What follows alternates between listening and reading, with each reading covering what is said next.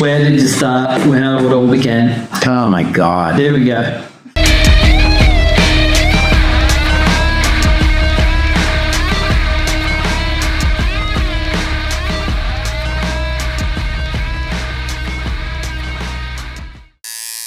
New York.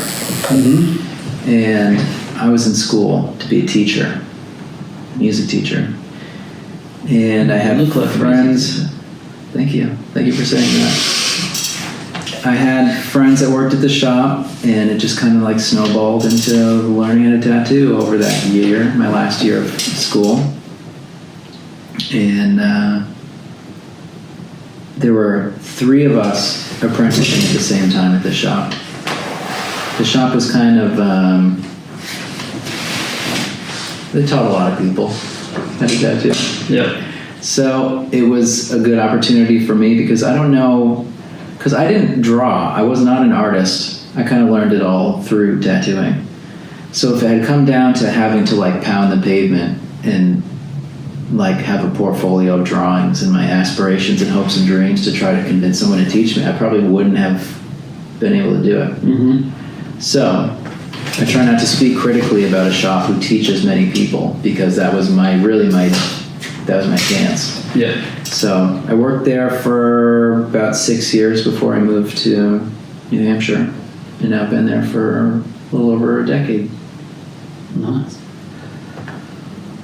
How did you find, what was it like in New York tattooing in the start? You know, was it still... So the town that I was in is interesting, and there have never been good tattooers there. Mm-hmm. So people's expectations are low, which is great when you're learning. Yeah. Because even when I was doing the worst shit tattoos, people were over the moon about it. Oh, it's my best tattoo. And in some cases it was. Yeah. So it was good that I could do all my bad tattoos there and then move away from them. But the thing about it that was weird is the guy that taught me, this guy Ryan, he's kind of like a portrait guy. Yeah. So he's super, super technically proficient. Mm-hmm. Like he loved the challenge of, he would do half sleeves that look like plaid fabric down to every little thing. He did like this Starry Night half sleeve. And he didn't just like approximate it. He had like a full, like gray lined, every stroke was accounted for. Yeah. And like tattooed, which is super inefficient, but it looked like fucking Starry Night. Yeah, yeah. You know? Yeah. So he, I feel like, was a good person to have as an example to learn from because it's like all technical stuff your first however many years. Yeah. So I definitely got I learned a lot about black and gray from that, which I didn't realize until years later when I was actually equipped to do something with that familiarity that I saw just from like watching him and asking him questions and stuff. Mm-hmm. But the guy he had learned from was kind of this like weird tweaky biker dude, like totally like 90s biker shop kind of guy. Yeah. And so his whole upbringing was like a 90s upbringing in tattooing, mm-hmm. which in turn all of ours that learned there, it felt like we were tattooing in the 90s. Yeah. Which I didn't know then because I didn't know even what that meant. Mm-hmm. But looking back on it, like the flash that was on the wall, the kinds of tattoos we were doing in, 2008, 2009, it was like 90s shit. Yeah. Like every guy that got tattooed in that town, like every young kid who was like just turning 18, tribal half sleeve. Yeah. I had like a dozen tribal half sleeves going at any given time. And the guy that taught me was like a big tribal guy too. He had a tribal sleeve, but it was like stone and beveled and like tricked out. Yeah. But he got his apprenticeship because he was just like some dirtbag. Like all his friends were in college and he didn't go, so he just kind of like hung out, got drunk and whatever. Yeah. And he drew this set of tribal tattoo flash. I don't think he even thought tattooing was an option. He was just like drawing. Yeah. And so his whole avenue into tattooing was like tribal tat flash. Mm-hmm. But it wasn't 1994 or 1984. It was like, I don't know, 2003 or 2 or something when he started. So It's kind of funny that it was just like another place and another time happening there. And I think after I had moved, I realized how different it was. Like this weird little bubble. Everyone was getting all this weird, like old trends. Yeah, right. So it was kind of cool because I basically came up in the 90s, but not at all. I hear. That was similar to me actually. I had the Cherry Creek flash and everything, super 90s stuff. The racks on the walls that people would still pick from, but it was in the 90s. It was like 2006, 7, 8. Yeah. You know, that's what they were getting. But I feel like that things hadn't changed yet. No. Like from then until now, obviously there's many clear differences that everyone's aware of. Mm-hmm. But it was still kind of like that old tattoo shop thing. Yeah. Up until that point, which is kind of crazy to think about. That things stayed like unfucked with. Yeah. In certain ways. Like obviously there were changes and everything. Yeah. I remember we had this set of Paul Booth flash. Yeah. And I just feared the day someone picked it and asked me. There was no way in hell I could have tattooed that stuff. Like I don't even know why that was flash. Yeah. Nobody that had that set could fucking tattoo that. Like if you could tattoo that, you should draw your own monsters. Yeah. Yeah. I didn't get it. Man, that was terrifying. Well, Paul Booth flash. Oh, yeah, Who's the one guy? Was his name David Bolt? I know the name. Yeah. I think it's David. It was like sci-fi robot kind of pin-up girls and stuff. Yeah. I did a lot of those. And there was one in particular that people picked all the time. I always think about that if you work in a flash shop, you'll see the designs that get picked way more than the other ones. And I always think that's interesting. Like, I feel like there's a lot you can take from that by paying attention, even if it's like a little cheesy design. Like, why is that the one that people pick? It is interesting. I wonder, Higgs flash is like that. The Higgs flash, yeah. It's a little deeper. I feel like I can remember times where people would zero in on a real, like, obscurely located thing. Like, page 7 in the second rack between the windows. Like, it's just a funny thing. Yeah. It is a funny thing. It's hard to know. And to watch the types of people that get that. You know, very different walks of life. Yeah. Getting that same one.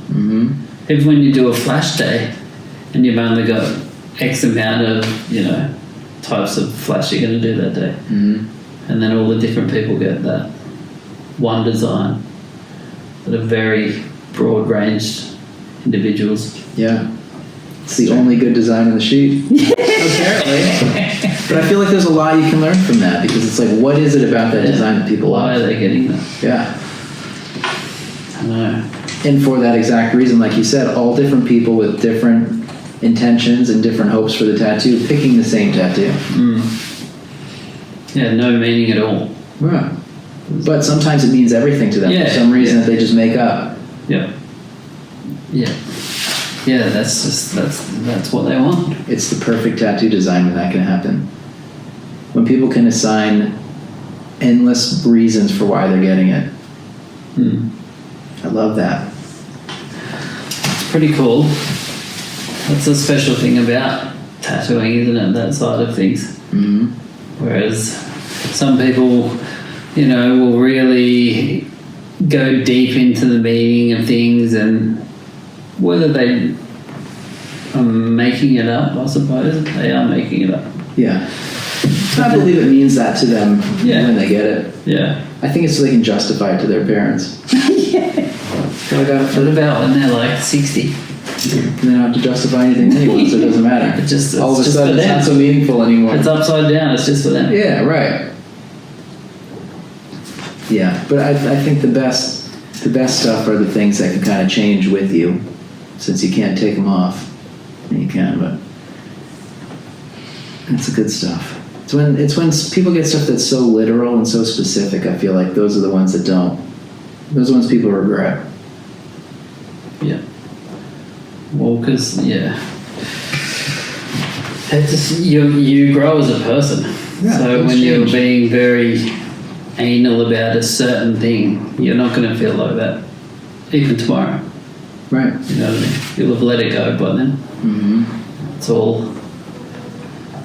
Do you think it's ego? All ego?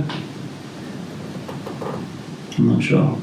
Well, people seem to get tattooed in like transitional periods in their life. So kind of by nature, when you come out on the other end, you're a different person in whatever way. And if it's a way that can motivate you to get tattooed, it's probably a pretty significant change. Yeah.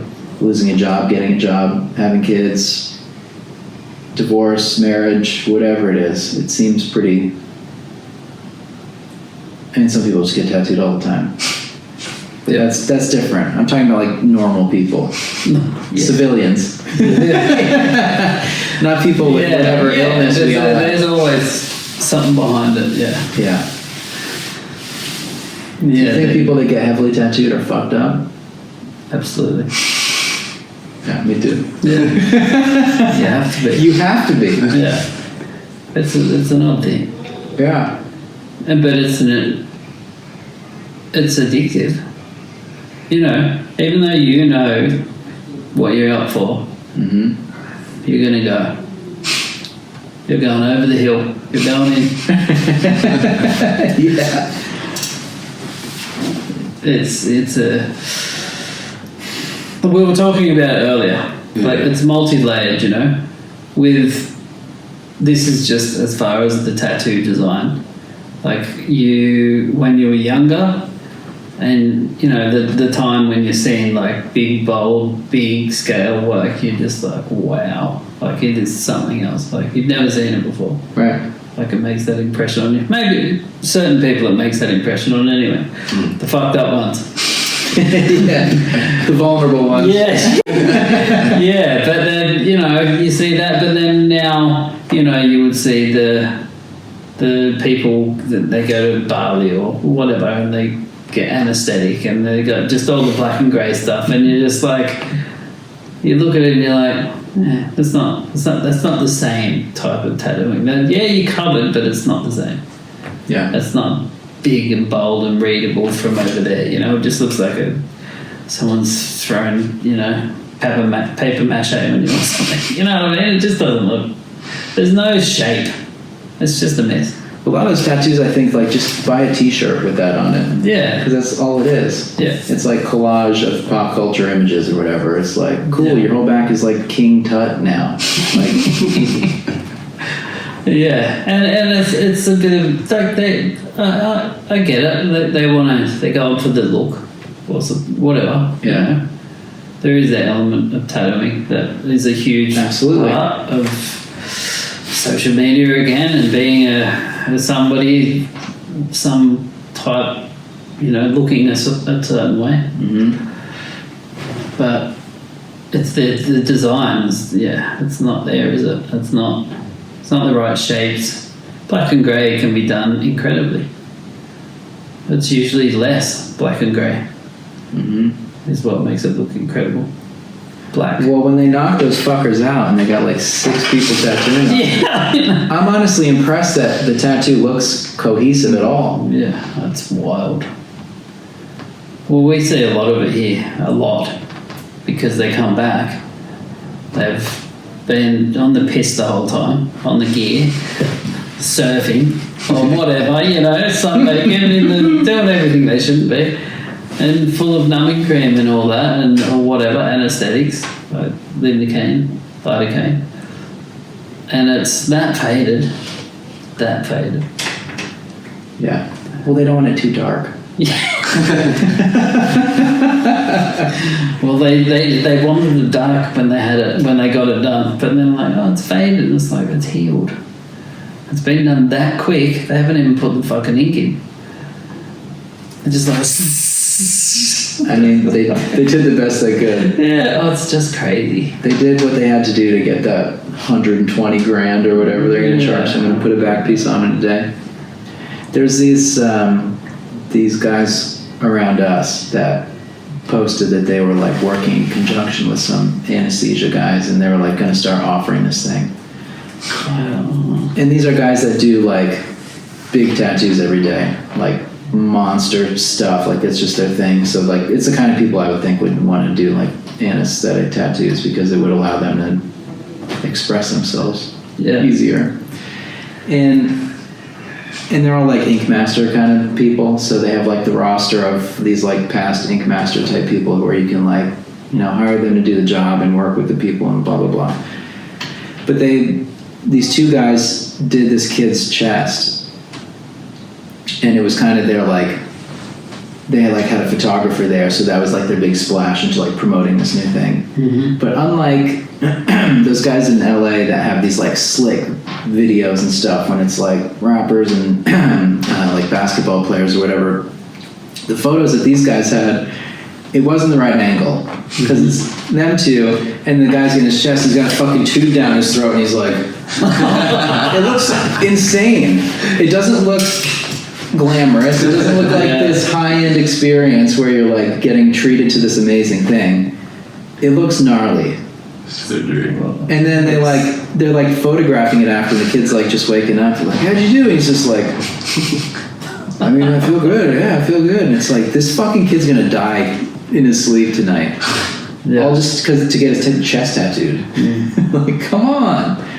Yep, I know. Well, we were speaking about earlier, one of my clients, a friend of his, went to, over to Asia somewhere, and did the tattoo holiday, and he never came home. Really? Yeah, he died. For real? Yeah. Whoa! Yeah, and the boogeyman is real, because everyone's like, it can't be safe, but I've never heard about it. Yeah, apparently. I was like, really? I was like, how have I never heard about that? And he's like, he reckons it's not the first time either. Yeah. And I was like, I totally don't doubt it. Like, of course. Like, that shit's dangerous. Well, real medical professionals will all say, because, I've got clients that are like nurses, doctors, whatever, and so we'll talk about it at the shop, and all of them are like, yeah, that's like, you only do stuff like that if it's like last case. Yeah. Like, you don't shove a tube down someone, you don't like intubate somebody for no reason. No, so it's like, just to do it at a fucking tattoo shop or like wherever they are, some like, I don't know, failed dermatologist office that has an autoclave still, so let's do it here. Yeah, rent's cheap, let's rock and roll, baby. Let's kill this kid. I know, it's fucking terrible, and it gives me the shit. It's just goofy. And I always try to think, when there's something in tattooing that like that, where when I see it I'm just like, that's so dumb, or something that makes me feel like a negative reaction to it, I really force myself, or I challenge myself to think, why is it making me feel this way? And sometimes I can reason through it and realize that it doesn't matter. I don't actually have as negative a feeling about it as I think. Mm-hmm. Or at least like understand, why do I feel negative about this thing? Because I'm always critical of people who are like, well, you can't do that because that's the way that that's the rules. Like, that's not a good enough reason to me. No. And I think there's been a lot of lingering attitudes and a lot of lingering stuff in tattooing that has people kind of come up to these brick walls where they can't, find opportunity or be the way to advance or whatever, or they just have people kind of like pushing them down a little bit based on nothing. Mm-hmm. And a lot of times it's like old tattoo guys who are threatened by young people who are kick-ass tattooers way faster, and but you don't know enough, you haven't seen enough, you're not tattooed enough, like all these things. Which on one hand it's like, that stuff can be true, but we can't just like cast aside everything that's different. No. But even knowing that, and I've had millions of these conversations now about this, I still see something like that and I'm like, what the fuck? Yeah.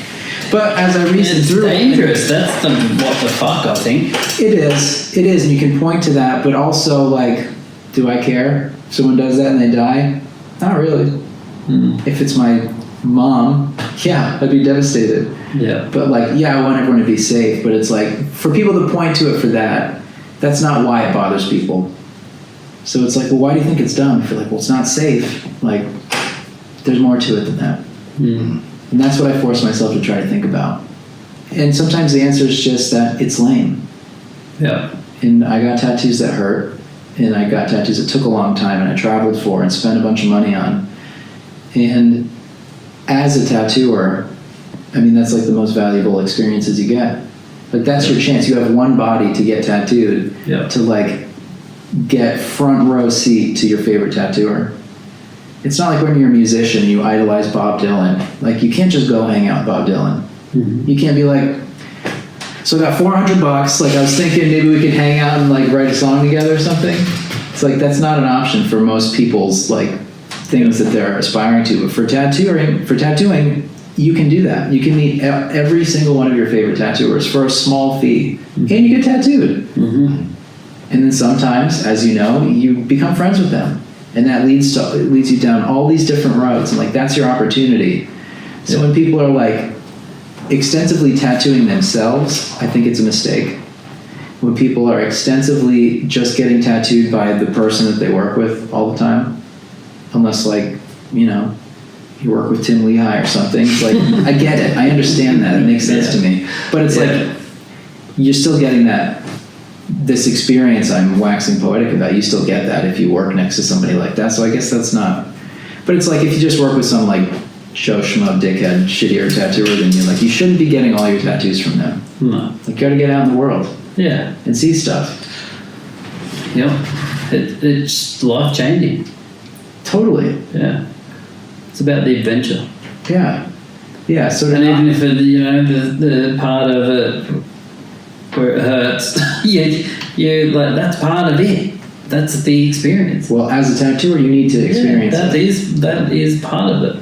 Yeah, you gotta know how it heals. You gotta know what it feels like to sit like this, so you can be considerate to your customers. To like, exactly. Hey, you want to shake your hand out because I know your entire arm fell asleep 5 minutes into this tattoo, and now it's like been 2 hours, and I'm just like fucking around over here.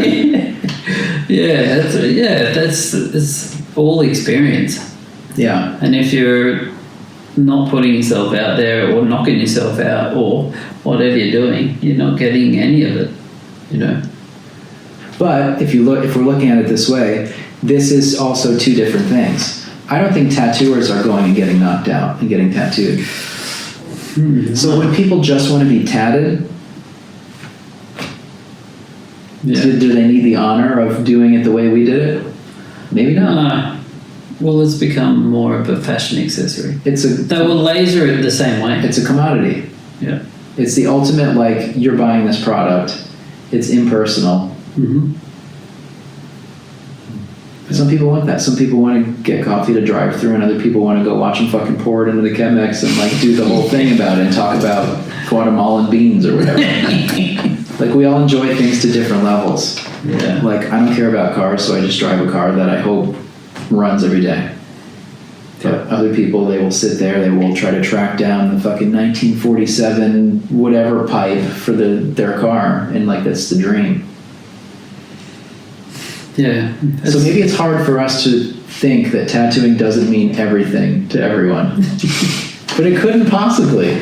Okay. No. There's a very, I think it's a small minority. It's not even tattooers in general. Yeah. It's easy to confuse the huge number of people who have been tattooed with people who love tattooing. Yeah. Like we've all got our customers who love it, and they give us amazing opportunities to try new things and to like try to do our thing or try to learn what our thing is. Because we have people who trust us and people who are interested and eager and excited about it. But that's not most people. And that's okay. Yep, it's totally fine. It's an interesting adventure you go on with yourself and clientele, isn't it? It's very interesting. It builds character and experience to have someone really trust you like that, but also the total opposite. Somebody who doesn't know who you are, they're not going to remember your name when someone says, "Who did that?" And they're like, "I don't know, it was like over by that coffee shop there." Like, I don't even know what the shop is called. Like, so people just forget. Yeah. And that's funny too, because, and I guess that just further illustrates the difference in people's value to the process and to even the tattoo. Where for somebody to not even remember where they got a tattoo, whereas I can like remember what day of the week it was, I can remember what we talked about. If I was traveling, I know where I stayed, maybe what I wore, what the tattooer wore, who else was working. Like, you know, it's just two completely different worlds to exist in. Yeah. And we exist in the correct world. The only one of substance and value. Yeah. What got you interested in doing the podcast? Yeah, so I had been How did that come about? Yeah, I was making dumb videos about tattooing first, like comedy kind of videos. I like to call it comedy. Someone listening to this could be like, comedy. Okay, nice try. But I was just making, it was like kind of commentary on tattooing through like irony and satire and stuff like that, which I enjoyed. But at a certain point, it became hard to maintain making that stuff because my ideas were getting big and expensive, and I wasn't making money from making those. It was just for fun. And so I thought, like, what is something I can do where I can kind of have a format where I can make more and more consistently. So I'm not just like putting out some crazy thing and hoping people watch it one time. So the podcast I thought was interesting, and I'd always liked listening to that kind of stuff myself. Talk radio. When I was a kid, I grew up and had I remember my parents gave me this like box set of cassette tapes that were all these old like radio dramas, like these comedy radio dramas from like a million years before I was ever born. But I loved it. It was funny. Yeah. Just knowing you could like create this world just through like audio, I thought was the coolest thing ever. So I think that kind of stuck with me, and then listening to talk radio and like Howard Stern growing up and just shit like that. Yep. It was a format that made sense to me, and compared to the videos I was making before, I thought it was a cool approach.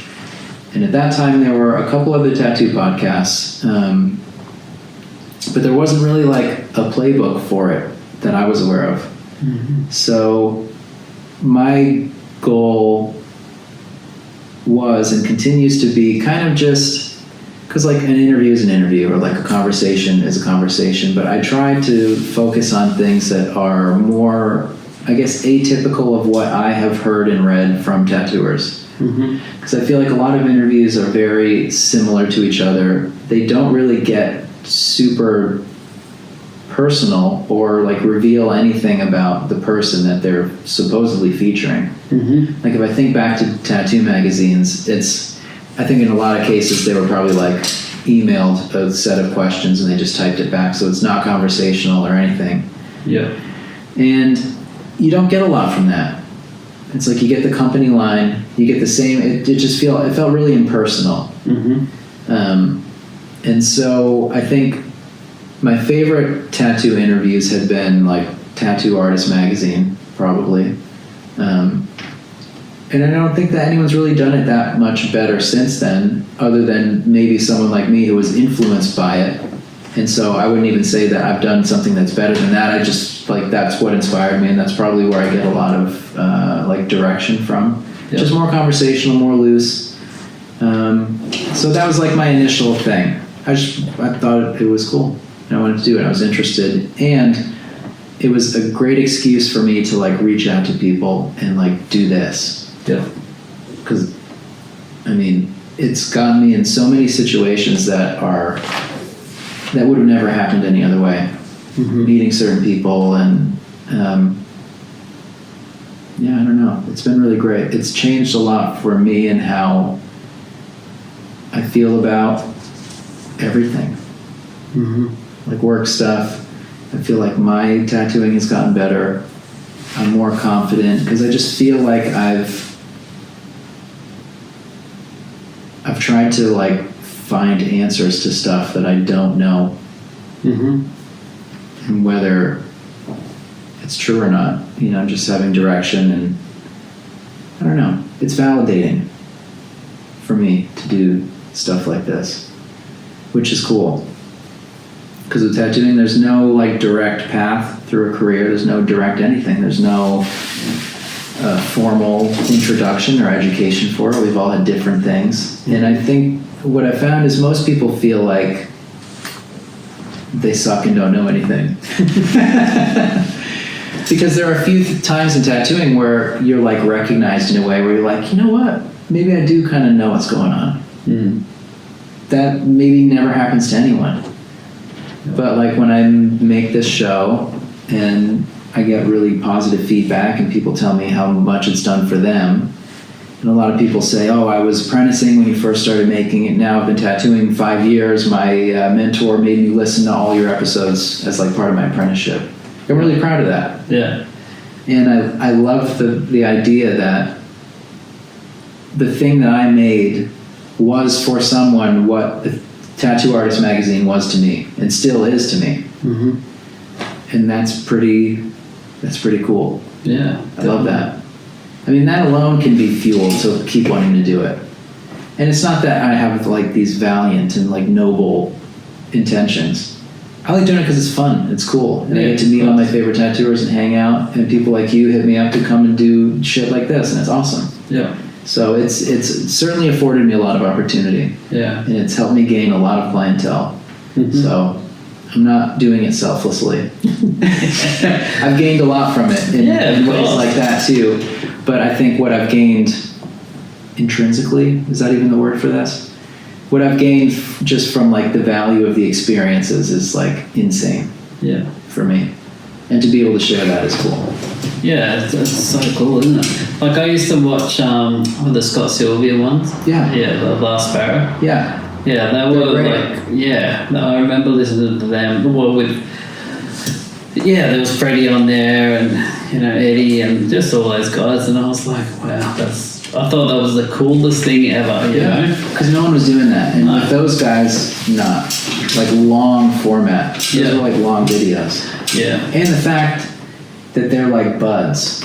Yeah. Like Scott knew those guys. Yeah. And you get different conversations when it's people you know. Yeah. So my dream has always been to like facilitate conversations like that amongst people. Yeah. Because you get so much different stuff. Mm-hmm. Like I feel like I can navigate interesting conversations with different people based on, you know, whatever it is about them that interests me. Yeah. But it's still like a lot of times it's like I'm meeting someone and then we sit right down. Yeah. And it's like the first 15 minutes suck. Yeah. Because it's like, you know, it's weird. And a lot of tattooers aren't being interviewed, so it's awkward. Yeah. And, you know, like all this gear in their face, and it's like, it's kind of difficult to be natural and normal. Yeah. And tattoos are generally awkward as it is. Yeah. You know? Yeah. It's a tricky one.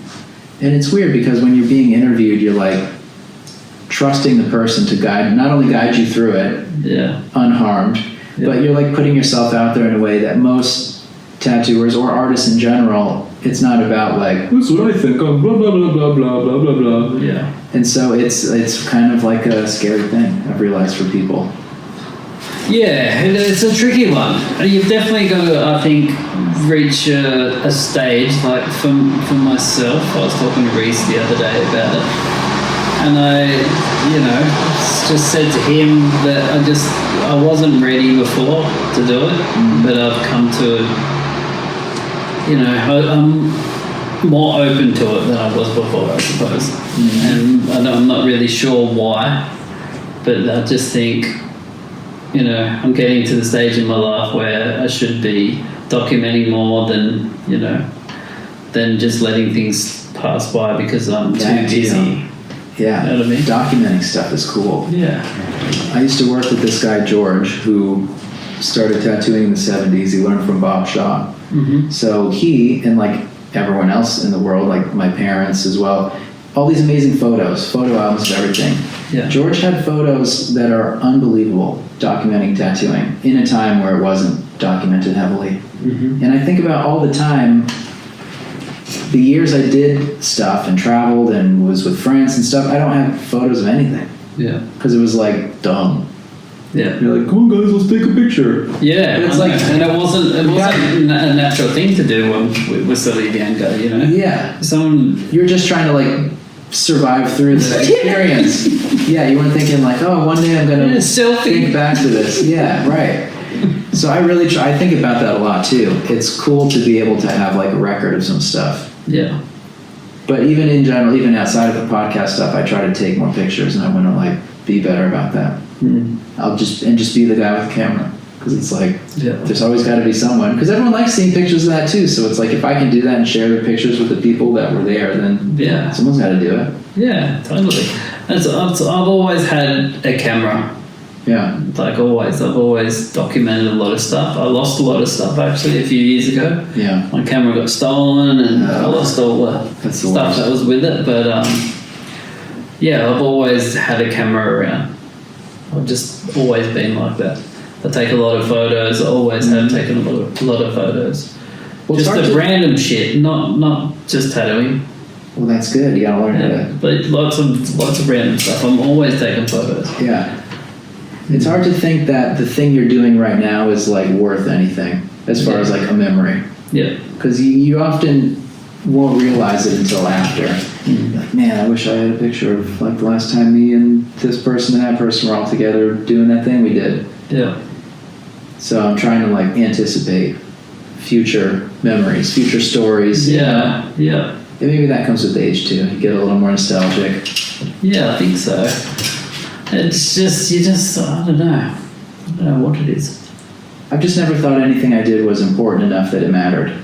Yeah. And that's not like a self-deprecating thing. It's just like, I think that's a natural thing. Yeah. You don't think about it. It's kind of weird to think about it too much. Yeah, well, you're just like, it's my life. Like, what I don't think about it. I'm just doing it. Because your memories don't have to be sensational anyway. Mm-hmm. They don't have to be published in a book when you die, because nobody cares. No one cares about anyone else's shit. It's just but shit. I care about my shit. Yeah. And that's all that really matters. Yeah. Yeah, you envy those guys that have these like albums of old tattoo stuff when there were like 2 conventions and everyone was there. And it was a big party.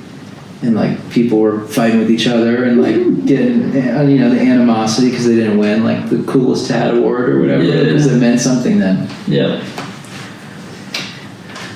Yeah, it's good to, and you gotta, it's, doing things like this, like, and people like you have inspired me, because you have to put yourself out there, because it's not easy. It doesn't come natural to anyone, I don't think, and it's a lot of effort and it's a lot of thought and it's a lot of organising, but yeah, like the convention, like sometimes you're thinking, what am I doing? Yeah. You know what I mean? But I think any worthwhile pursuit, you have to have that thought in the midst of it. Yeah. Otherwise, it's too easy and it's whatever. Yeah. Yeah. And everyone, what's the saying? It's too easy, everyone would do it. Yeah. So, yeah, it is interesting, isn't it? With the whole putting yourself out there, trying not to go too left or right with the conversation. Yeah. You just gotta be yourself. Yeah. Yeah, it is interesting. Yeah, because I'm obviously fresh, really. I've done a few, but it's still intimidating. Well, what interests you about tattooing the most? That's where I always start. When I'm thinking about, because I do like a lot of notes. I don't just shoot from the hip. I'm very prepared. Yeah. And the times I was less prepared, I regretted it because I felt like it didn't go well. Mm-hmm. So, like, what is it about tattooing just generally that interests you? Like, if you're thinking about talking to different people, a topic that you could ask anyone and get an interesting answer from. I suppose, like, what drives you as a tattooer to be a tattooer? What drives you? Well, let me first ask you. Are you curious about that because you question your own drive? Yeah, I think so. Because everything that I ask usually is because I'm like grappling with it with myself. If there's a topic that I'm like bringing up on multiple times, it's usually because I'm trying to like let someone tell me the answer. But I think that gets the most genuine conversation that way. Yeah. And surely people that watch and listen to it, there are people that feel the same way and it really hits if they get it at the right time. Yeah. I did an episode once that the guest was my wife. Okay. And it was just about like relationships with the tattooer, about how I'm a fucking piece of shit and just like super focused on a thing. Yeah. A thing that isn't her thing. She doesn't have tattoos. She appreciates it. She thinks she's super supportive. We've been together a long time. But, even after a long time, any relationship, you have your quirks. So we just kind of like were very open and personal about it. Mm-hmm. And that was one of the biggest responses to any episode I've ever done. Mm-hmm. And it's funny because I'm like chasing all these interviews around everywhere. Well, try to get stuff that people... It was more relatable. That's it. Like... But I also regret making that now. because it's weird that people know that stuff. And when I meet people, You're putting yourself out a little bit, maybe too much. that was more personal. But that's why it was popular, because it was like, you know. I know, but now I got to live with that. And it's been long enough, I don't remember what I said. Yeah. So someone just heard that episode yesterday for the first time somewhere in the world. And it's like, I don't even know what I said. It's probably embarrassing. I should take it down right now. But yeah, what drives me? I don't know. Fame, money, women. One woman, my wife. Yeah, pretty much just money.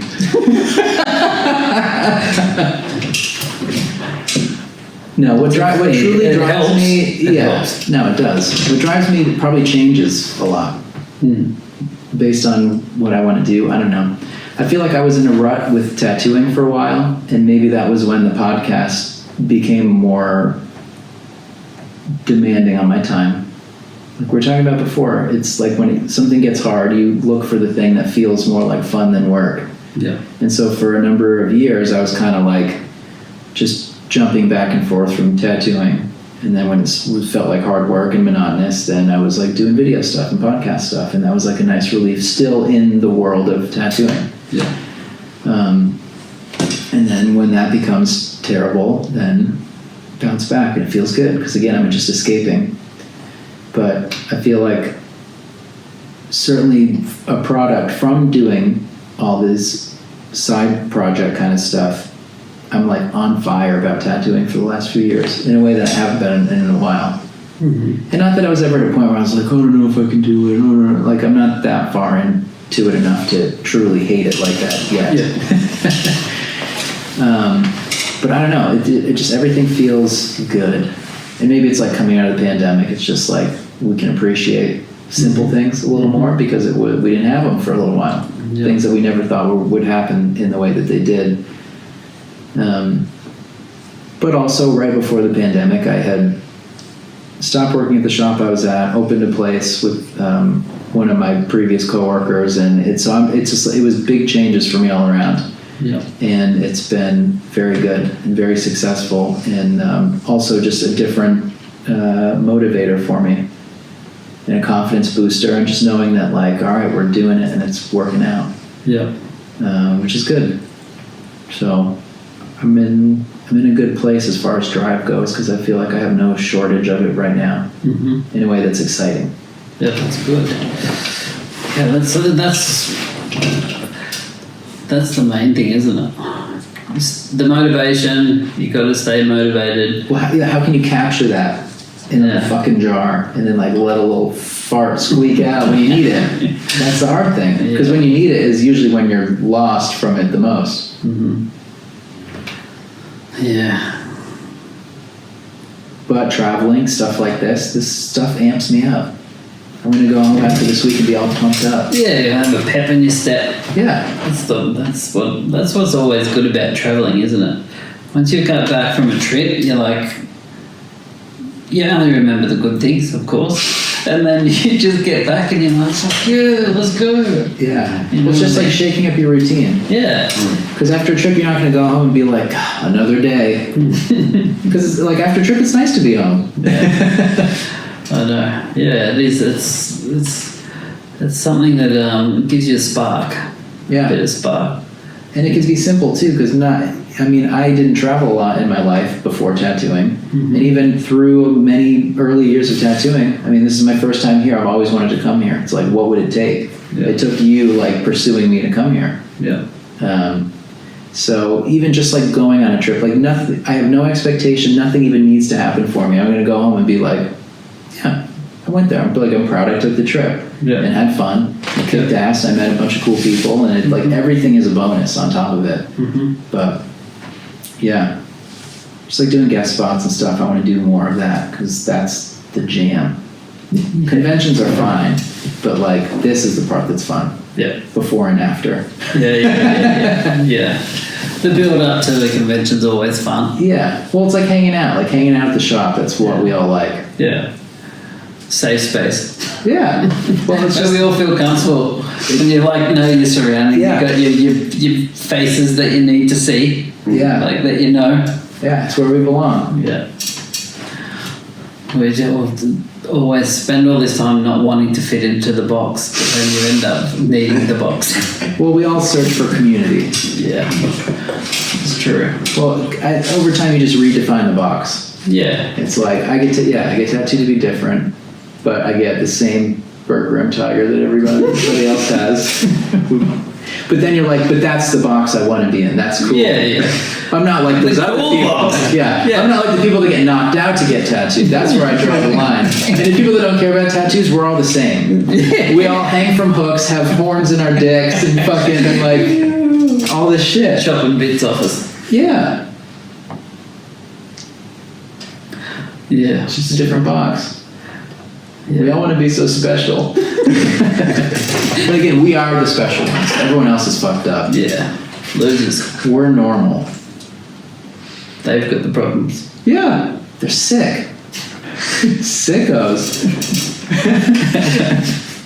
Yeah. I mean, tattooing is an interesting exercise in dealing with a lot of different people in a very close and personal way.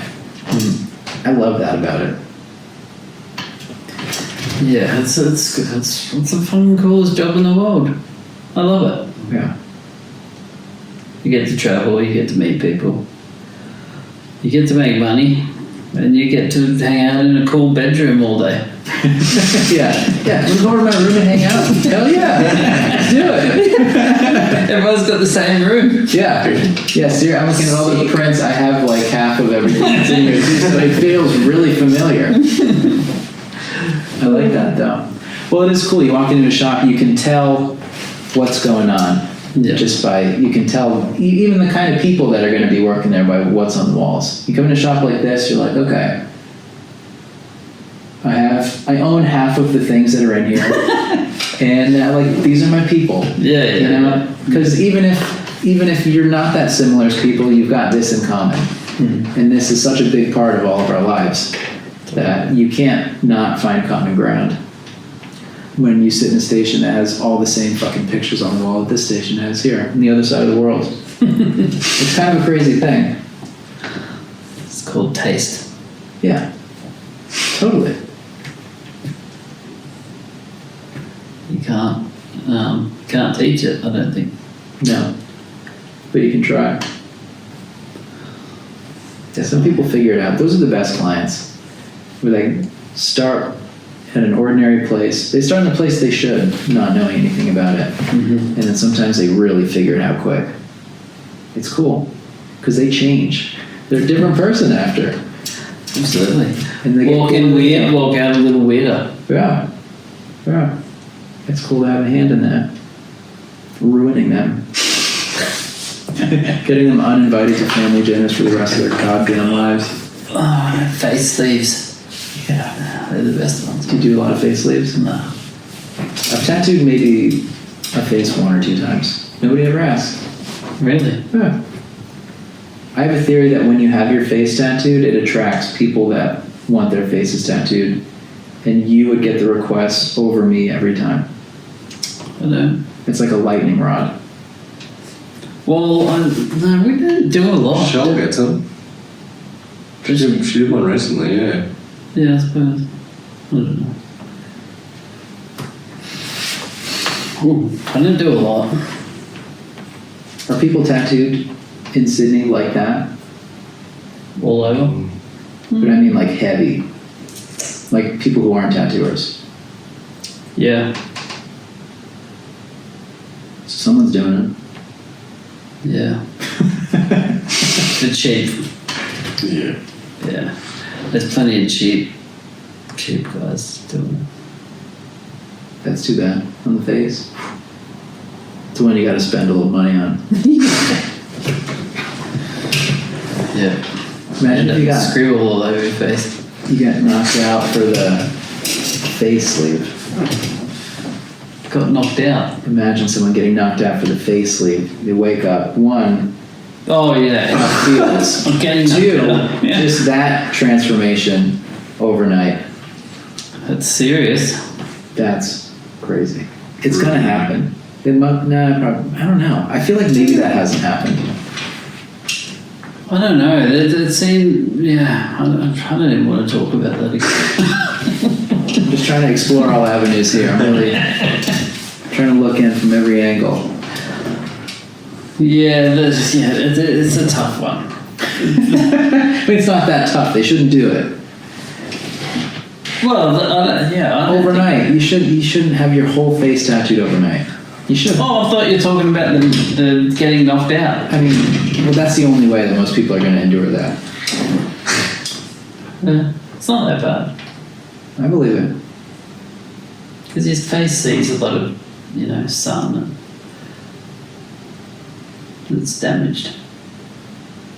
It's out in the elements. It's never got a shirt on. So you got to hammer it in twice as hard. It's like doing a Bleeds a lot. Yeah, right. Yeah. But I think it's good with people with face tattoos do the face tattoos because you would have the advice and guidance that somebody may need because you lived with it. Yep. Which I think is important for very visible tattoos. Definitely. I don't get a day off. Right, you're always the tat guy. But I only did it in the last, I think I started 4 years ago. Because I wasn't ready. I always liked it. Mm-hmm. But I wasn't there. Do you feel like people look at you? Yeah. But like everyone, or it's even ordinary enough for some people to like, No, they look at me. But I You're so don't really cute. pay attention. I've never really paid too much attention to like that, Well, because I think about when I was first getting tattooed, it wasn't that long ago, 15, 16 years ago, having both arms tattooed, people would look at me. Now, I'm invisible. It's just interesting with such a short period of time changing that like perceptions have changed that much, but like everyone has sleeves. Everybody. Yeah. It's like standard issue. If you're 25 and you don't have at least one arm done, what are you doing? You're lame. No pussy. Or you're a nerd. Yeah, virgin.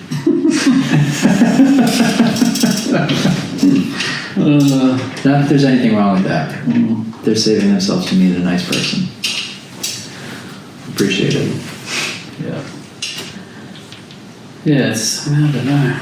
It's escalated, hasn't it? A lot. Yeah. Which is good for us.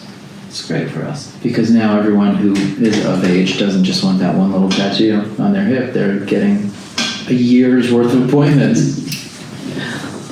Yeah. It doesn't seem like it's slowing down. No.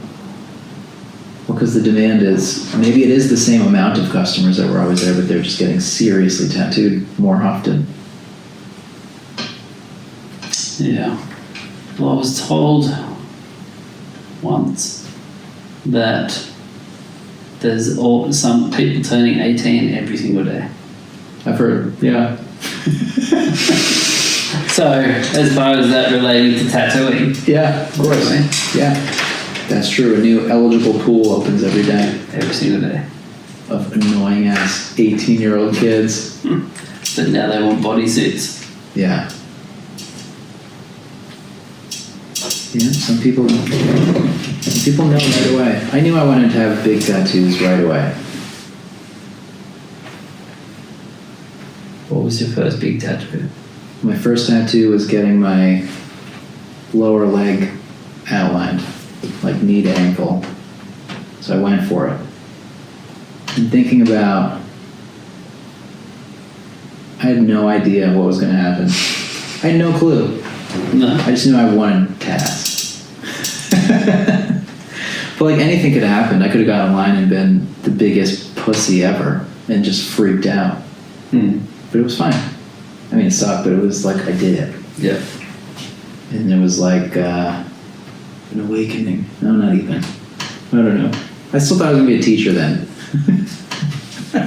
What sort of teacher were you going to be? Music. Oh, that's right. Music. Yeah. Shit.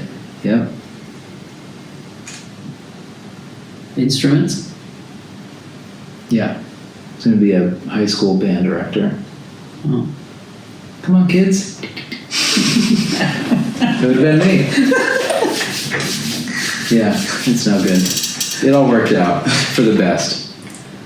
Yeah. So, tell me about your shop. Like, how's that going? And yeah, your colleagues? Yeah, the shop is good. So I own it with a guy, Bill, and we had worked together for years before opening the shop.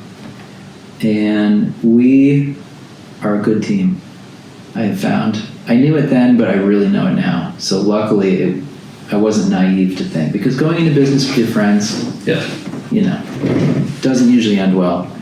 But I think he and I have like a really strong appreciation and respect for each other's strengths and weaknesses in the way where we can kind of like fill in the blanks for each other. I feel like the stuff that I am interested in more, like marketing stuff, certain things maybe aren't his strong suit, and then he has a lot of qualities that I lack. And it just works out. It doesn't feel like hard work because we both are just playing to our strengths, and luckily that covers all the bases that we need. Yep. So when we opened, we didn't have really like this grand plan of like fleshing out a big busy shop and hiring people, and we rented a small space, and it was just him and I, and we weren't like a private studio, but it was kind of operating that way because we were both just working on our clientele, and it was good, and people would come in and we would tattoo when we could. But so we opened 5 weeks before the pandemic. So then we shut down it was like 3 months for us, which in the grand scheme and compared to other places, it seems like we got let off easy. And so we were just doing our thing, and it was so crazy busy, but I didn't know, is it because we're awesome and our shop kicks ass, or is it because like this is a weird thing that's happening in the world? You were totally awesome. Yeah, I think it's both. Yeah. I mean, we already had clientele. He had been in that town for even longer than me, so we weren't hurting for customers. So we were just kind of doing our thing, and then out of the blue, we got a handwritten letter and painting in the mail from a person we had never met or knew of, who was, hey, I'm moving to the area. And this guy, Miho, who lived in Colorado, came into our lives, and he's like the coolest. He'd been tattooing as long as Bill and I each have. So he's like the perfect addition to the crew. He does big, cool Japanese tattoos, and I've learned a lot from him. It's great to get to see more of that stuff happening in front of me because I've never worked with someone who really is like digging into it in the way that he does. So that's been really exciting for me. And then we've got a couple other people since then. Lady Kaylee, who's the most green tattooer of the bunch, but she's pretty amazing, and her drawing ability is impressive. When I think about what the shit I was drawing and tattooing like 3-4 years in compared to what she does, it's crazy. Yeah. So she's going to be just fine. But she had been working at a shop that really, she was lacking the guidance, and she wanted to do like cool traditional tattoos and like cool tough stuff, but the people she was working for were not that at all. They were almost, the way she described it, they were almost like anti that. Like traditional tattoos are dumb. Like this shit is what we do, which is like the opposite. Like no outline, color realism, flowers that are 70% white. And I don't know a lot about their work. Maybe they're the greatest people ever. But anyway, I think she's better suited working with us, and it shows in her work. And I'm proud to be able to help her, and we all kind of critique each other, and we're all very open, and we're all buds at the shop. So we have a good vibe. It's just a good working environment. Yeah. We have an apprentice now. It's the first time I've ever taught anybody. A lady, Kenley, who's kicking ass. And she also was like a great artist in her own right before, so it hasn't been easy. It's hard work for everybody, but I mean, I get a lot from teaching as well, because you kind of reevaluate your own basics and all that sort of stuff, so it's kind of cool. Yeah. So seeing her kind of blossom into a tattooer, and same thing, just how fast she's picked stuff up and all the things I knew that I struggled with, and I would kind of be like, well, okay, this, you're doing fine, but like when I was learning this, it was hard for XYZ reasons, and then she just like first try nail something, and I'm like, huh. And then sometimes I worry, like, is she going to be like tough enough when something goes wrong? Because she's like too good in certain ways. So trying to balance like motivation and support and all that stuff has been interesting. So yeah, we're like a real tattoo shop now. Well, that's good. A lot of people. We already moved on to a second location. Our first place was a terrible landlord, and it was gnarly and lawyers, and it got fucking weird. But we learned a lot about business. Yeah. With luckily not too much tragedy as far as money lost or whatever. It was more time lost and gray hairs and stress and that sort of stuff. But good lessons to learn as far as like commercial leases and all that stuff, where it's like it can get complicated. Yeah. Well, the landlord holds all the power. Yeah. And once you build it out, they have you by the balls because now you've poured all your money into fucking making it look cool. Yeah. And installing toilets and sinks and shit you don't want to do anyway, but you got to do it. Yeah. So it's good. It builds character, as you know, as you flesh out your empire. Do you feel like it's gotten easier each shop? No. It's the same issues always. The one thing that we found working with Lend-Lease is the buildings are new. So Newtown's like 120 years old building, falling apart. Yeah. The landlord doesn't want to know us. He's just like, yeah, I'll fix it. Never comes. Which has got its own character in that way, but these sort of buildings it's a different ball game, right? Which I never really thought I would be involved in. But it's been a learning curve for sure. Is that the cool shop? This place is dumb. Which one's your favorite? I've had times in all of them, but yeah. I don't know. I really like it here. It's got to feel like it's not fully lived in yet, obviously, but it'll get there. Oh, it feels good in here. The Newtown's like the old war horse. What's your favorite? That was the original. What's your favorite? It's okay to have favorites. Yeah, you can't compete with time. No, you can't compete with time, and it's been, I don't know, there's been a lot of ups and downs getting it open, and things being firebombed, and all the cool stuff. Love that. Yeah. You got firebombed? Not there. The car got blown up out in front of our house when I wasn't there. But Katie was there with the kids. Yeah, so it was pretty hectic. But that was, But Newtown's good. It's that cutthroat here still? Not so much now. That was before. That was the tail end, really. Before that, that's when it was pretty serious. People were dying.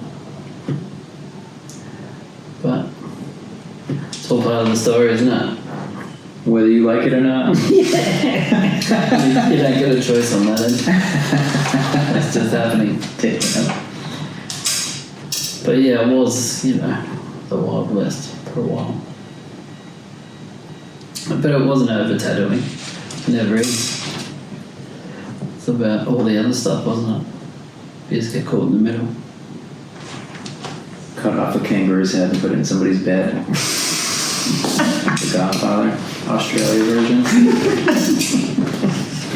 No, none of that. You broke my arm. Yeah, it's cool. I like it. I like it in Sydney. I started tattooing here, so I've stayed here. It's always been good to me. It's always been fairly busy. And it's always been, good people from Sydney.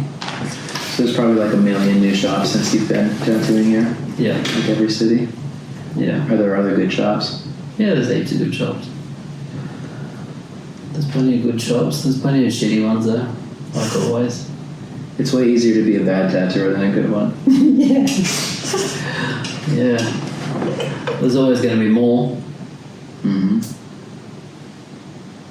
More bad tattooers.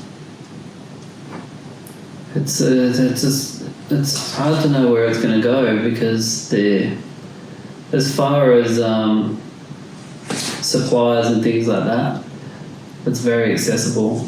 You know, it's not really it's not policed, is it? So it's a bit of a worry. So you just got to stay in your lane and try and keep it on. Well, it's interesting to think that supply companies have a hard time staying open unless they just open up to everybody. Yeah. Well, it's hard to make money out of tattooing, I suppose, when they can get the same stuff packaged elsewhere for a fraction of the price. Mm-hmm. So it's sort of going to implode, isn't it? Yeah, well, it's just not going to be what it was. Yep. And that's already true. Of course. What I think about more now is what's like the tattooer retirement plan? Because it used to be on the shop and then people pay for you for the rest of your life. I don't think that that's really a thing for most people anymore. No. Because people don't have to work for somebody forever. No. No. But that also creates another problem, doesn't it? Because as soon as, which I think you're seeing now, people put a lot of work into their style, and then the wave is finished, and then they're finished. They're not really interested in learning about tattooing. They just want to do their painting. Mm-hmm. If it's not their painting, they're not doing it. So that's a real thing. And I've noticed a lot on social media lately, people going in that direction. They're just like, oh, well, I'm done with it now. Did my thing. So it's a multi-layered issue, isn't it? Well, that's not even really an issue because they come and they go. Yeah. I just mean as business owners or, shop owners. Yeah, yeah. They don't have a long lifespan, I suppose. Tattooers that think like that. I can't imagine managing 3 shops full of people. Does everyone at these shops work at like a dedicated spot, or people bounce around? Everyone's pretty much got their spots. Yeah. But they do move around, like the Haymarket shop, because that's open late, that has different shifts. Yeah. But people are pretty happy, like we've got like good crew. So that's the one that's like the late night spot? Yeah. People are just getting a little dumb shit late at night? Yeah. A few drinks in. Still there. There's plenty of people. Alcohol's not running out. It's true. They keep making more out of it. So it's that's obviously you have to have eaten your dinner and not over the limit. Mm-hmm. But yeah, plenty of people still cheery later in the evening. Yeah. Which is cool. Getting a little 8-ball in their titty. Yep. Sick. It's definitely a clothes-free zone at times down there. Damn. True. It's like, oh yeah, I want to get this thing on my arm. You're like, hey, here we go. Damn. Yeah, they're free with that. I don't work there. Do people get like Wile E. Coyotes and stuff, or not so much? Whatever. Depends how good your sales pitch is. Free the nipple. Yeah, that's good. Haymarket's fun. It's got a good energy. It's because it is, open later. It's got that. It's a real tat shop vibe, street shop. How late's it open? It's supposed to close. Is it 10 or 11? Yeah, it's always open later though. It's fun. It's in a fun area, Chinatown. Good vibe. First shop I worked at was open till 1 a.m. on Friday and Saturday nights. It was awful. You didn't like it? Well, people weren't really getting tattooed that late most of the time. They're just fucking around and asking dumb questions. When there's no shortage of that, yeah, for sure. So all you could do is just try to get a deposit off them. And then they never came back. That's what we do. Oh, yeah. Shooting fish in a barrel. Yeah. Do you feel like it's gotten easier each shop? No. It's the same issues always. The one thing that we've found working with Lend-Lease is the buildings are new. So Newtown's like 120 years old building, falling apart. Yeah. The landlord doesn't want to know us. He's just like, yeah, I'll fix it. Never comes down. Which has got its own character in that way, but these sort of buildings it's a different ball game, Right. which I never really thought I would be involved in. But it's been a learning curve for sure. Yeah, it's cool. It's been fun. Well, fucking A, let's wrap this shit up. Oh yeah. I'm dying over here. All right. Thank you. Hey. Goodbye, everybody.